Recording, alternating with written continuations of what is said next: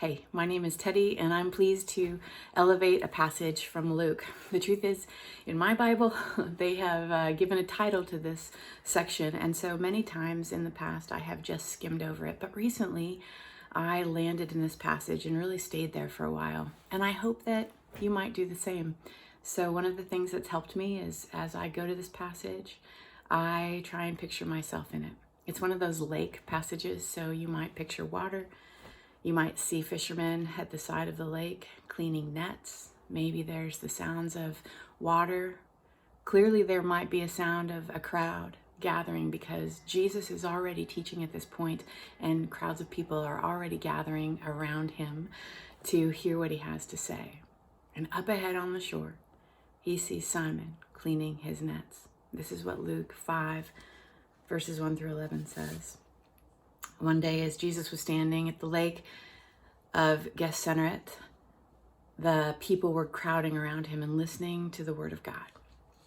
And he saw at the water's edge 2 boats left there by fishermen who were washing their nets. So he got into one of the boats, the one belonging to Simon, and he asked him to put out a little from shore. And then he sat down and he taught the people from the boat. And when he had finished speaking, he said to Simon, "Put out a little deeper into the water, and let out your nets for a catch." And you might remember that Simon does that after he argues a little bit and says, "We've already done that and we haven't had many fish." And Jesus says, "Row out, throw them out." And what happens is the catch is so huge that they have to call the other boat from the shore to come out and to gather the fish. And everyone is astonished. And in fact, Simon is so astonished that he says to Jesus, "You have to leave me. I'm a sinful man." And Jesus says, "Don't be afraid. I'm going to teach you how to fish for men if you follow me." So again, I camped out in that little passage for a while, and I pictured myself on the beach.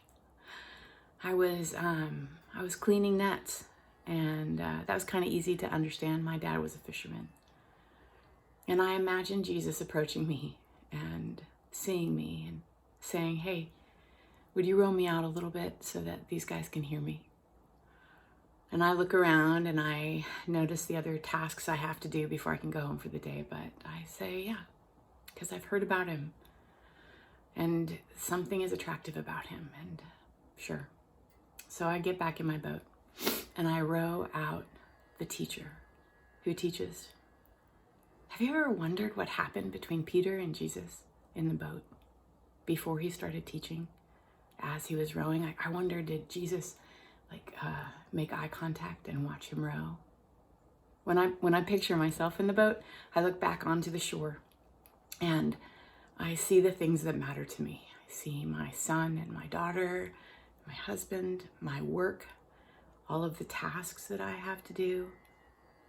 And then I look across and I see Jesus noticing what I'm looking at.